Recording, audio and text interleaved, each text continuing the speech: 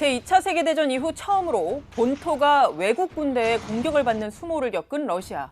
불과 한 달 사이에 우크라이나로부터 역대 최대 규모의 드론 공습까지 받았지만 최근 공식 석상에 나타난 러시아 푸틴 대통령은 자신감이 넘치는 모습이었습니다. 그는 한 학교 공개 수업에 참석해 우크라이나의 러시아 본토 공격이 실패로 끝날 거라고 장담했습니다. Но главные задачи, которые противник ставил перед собой, остановить наше наступление на Донбассе, они не достигли. 푸틴 대통령은 이어 몽골로 출국하는 광폭 행보에 나섰습니다. 몽골은 국제형사재판소 ICC의 로마 규약 당사국으로서 원칙적으로 푸틴 체포 영장 집행에 협조를 해야 하지만 푸틴 대통령은 제재를 받기는커녕 몽골에서 극진한 환대 속에 의장대 사열을 받았습니다. 러시아가 우크라이나에 기습 공격을 당한 쿠로스크라는 지역은 과거 제2차 세계대전에서 나치 독일에 대해서 결정적으로 전세를 뒤집었던 러시아 군의 입장에선 거의 성지나 다름이 없는 곳입니다.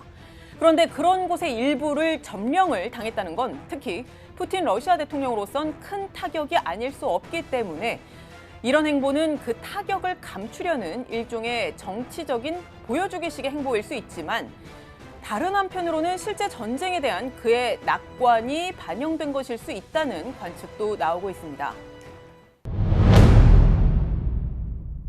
지난 2022년 2월 러시아의 침공으로 시작된 우크라이나 전쟁. 그간의 추이를 보면 러시아가 유리한 고지를 점했던 게 사실입니다. 지금 보시는 그래프는 러시아가 차지한 우크라이나의 영토 비율인데 2022년 11월 이후 비교적 최근까지도 우크라이나의 영토 18%를 차지했다는 걸 확인할 수 있습니다. 또 러시아가 핵심 전선인 동부 전선에서도 계속 공세적으로 영토를 넓혀가던 추세였고 경제 분야를 놓고 봐도 장기적인 관점에서 봤을 때는 우크라이나가 경제가 큰 타격을 입었다가 안정화되는 반면에 러시아 경제는 성장을 하는 추세였습니다. 물론 러시아 당국이 최근 높은 인플레이션을 잡기 위해서 기준금리를 18%까지 올렸지만 물가는 쉽사리 잡힐 기미가 보이지 않고 있고 무엇보다 러시아의 경제 호조가 전시경제 체제 속에 국방지출 비중을 늘린 영향이 큰데 이건 사실 성장 잠재력을 높이는 차원에서도 전혀 도움이 되지 않기 때문에 한계점도 명확합니다만 그럼에도 불구하고 그저 숫자 자체만 놓고 봤을 때는 나름 선방을 해온 건 사실입니다. 이러한 영향 탓인지 러시아에서 독립적이라고 평가를 받는 여론조사 기관의 최근 여론조사 결과를 보면 전쟁에 대한 러시아 국내 지지 여론은 우크라이나의 본토 침공을 당했음에도 불구하고 떨어지지 않았습니다. 2022년 이후 여전히 전쟁에 대한 지지가 높은 수준인 걸로 파악됐습니다. 게다가 지난 한 달간 우크라이나의 본토 공격이 향후 전쟁의 판세를 뒤바꿀 만한 핵심 변수가 될 것이냐, 이 부분에 있어서도 우크라이나의 우호적인 서방의 전문가들조차 확신을 하지 못하는 경우가 많습니다. 우크라이나의 러시아 본토 쿠르스크 침공이 분명한 성과를 거둔 건 맞지만 이 성과가 우크라이나 지도부가 상정하고 있는 장기적인 전략 목표를 달성하는 그러한 결과로 이어질 것인가, 그 여부는 좀 지켜볼 필요가 있다는 신중론이 대부분입니다. 미국 연구기관의 러시아 전문가인 마이클 코프만과 롬 리는 공동 기고문에서 이번 우크라이나의 본토 공격이 우크라이나 동부 지역에서 상당한 군을 끌어들이지 못했고 우크라이나 지도자들이 이 전술적인 성공을 전략적 또는 정치적 이득으로 어떻게 바꿀 건지 불분명하다, 이렇게 말했습니다. 우크라이나가 동부 전선을 강화하기보다는 쿠르스크 기습 공격을 위해 엘리트 병력 그리고 상당 규모의 군사 장비를 빼냄으로써 우크라이나 동부 전선 전체가 무너지는 전략적 패배로 이어질 수도 있지 않을까 생각합니다. 러시아 군으로서는 우크라이나 군 핵심 병참이 집중되어 있는 포크롭스키시 점령에 집중할 것으로 보고요. 이게 결정적으로 뒤집어질 계기는 마련할 수 없는 겁니다. 우크라이나의 국력과 군사력으로 참전하는 게 참전해서 들어오는 게 아닌 이상은요, 지금 일단 병력 자체가 없어요. 실제 우크라이나군 총사령관 시르스키는 현지 시각 1일 적군은 우리 병사들 덕분에 상당한 손실을 입었다면서도 적군이 공격해오는 주요 방면의 상황은 어렵다. 적은 무기와 병력 규모에서 우위에 있다고 인정했습니다. 우크라이나와 러시아 모두 결정적인 승기를 잡지 못한 상황에서 전선이 교착된 지, 그리고 소모전을 계속 벌여온 지 약 2년이 넘었습니다.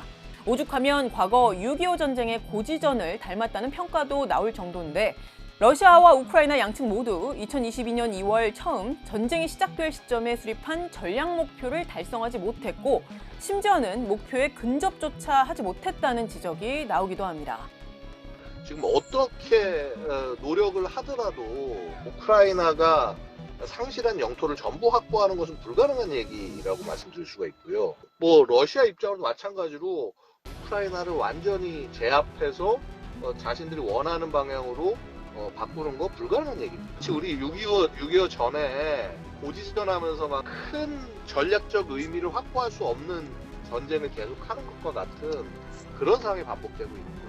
러시아로서는 개전 초 선언했던 우크라이나의 비나치와 비군사화, 즉 젤렌스키 정권 교체라는 전력 목표에 점점 멀어지고 있는 게 아닌가 하는 생각이 들고요. 우크라이나 역시 크림 등 실지 회복이라는 목표는 현실적으로 거의 달성 불가능한 일이라고 봅니다.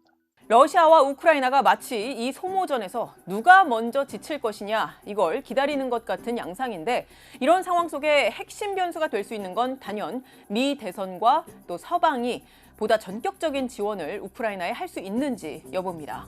가령 지금까지는 무기나 재정 또 인도적인 지원만을 해왔고, 일부 인원을 파견하더라도 용병 형태로 파견을 했는데, 만약 나토에 속한 일부 유럽 국가가 직접 정규군, 그러니까 자국의 군대를 직접 파병을 한다거나, 우크라이나 영토에서 발사되는 미사일이 러시아의 주요 도시에 닿을 수 있는 무기 체계를 미국 등 서방이 지원을 한다면 전쟁은 또 다른 국면으로 접어들 수 있습니다. 하지만 실제 현실화할 가능성에 대해선 전문가들마다 의견이 다릅니다. 확전을 우려하고 있는 미국으로서는 이를 허용하기 어려울 것으로 보고요. 둘째로 11월 미국 대선 이후에 러시아와 우크라이나가 종전을 위한 평화 협상을 가질 것으로도 조심스럽게 전망합니다. 우크라이나는 국토의 일시적 분단을 인정하고 미국 등 서방 측은 우크라이나에 대해 어떤 형태로 나토식의 집단 안전 보장을 해줄 것인가를 고민하게 될 것입니다. 결국 우크라이나 지원을 위해서는요, 이 의회가 국방수판법을 통해서 이 예산을 확인을 해줘야 되는 거고요. 해줘야 되는데 그게 쉽지 않을 거라는 겁니다. 미국의 정권이 트럼프로 바뀌게 되면은 우크라이나에서 손을 떼는 것이 훨씬 더 가속될 수 있는 것이고, 스가 지속이 된다고 하더라도 우크라이나에 대한 지원이 뭐 결정적으로 늘어나거나 이렇게 될 가능성은 낮은 거예요. 러시아 당국이 최근 핵 교리 수정 가능성까지 거론하면서 사실상 핵 선제 타격 가능성을 시사한 건 이러한 서방의 지원 가능성을 사전에 차단하기 위한 엄포의 성격이 강한데, 우크라이나가 러시아 본토를 직접 칠 거라고는 많은 전문가들도 예측하지 못했던 것처럼 이 부분도 아직은 섣불리 예단하기는 어려워 보입니다.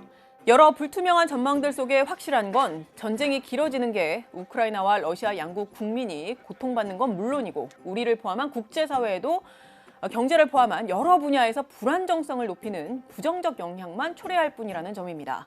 특히 푸틴 대통령이 승기를 굳힌다면 이는 세계 곳곳의 반민주 또는 권위주의 국가들에게 쇠퇴한 민주주의를 공격할 수 있다는 신호를 주게 될 수 있고, 이는 우리를 포함한 국제사회에도 안보 위협으로 이어질 수 있다는 점에서 앞으로도 주의 깊게 상황을 지켜볼 필요가 있어 보입니다.